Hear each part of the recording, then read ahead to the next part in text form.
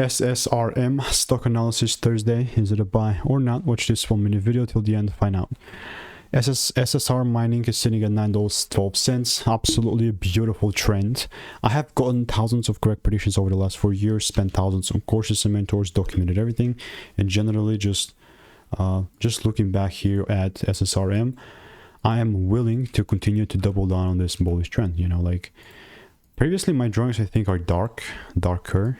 You know, because I do remember making a video on this, and I'm absolutely correct on that one.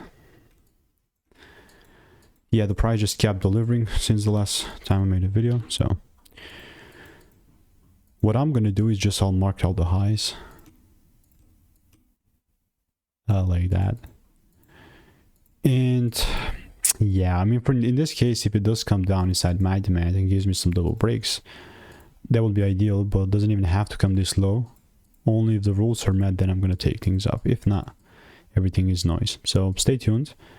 I will continue to keep you updated, and this is just going to be my confirmation, right? So if you want to make more money trading in a simple yet lean way, click the first link in the description. It's a free newsletter.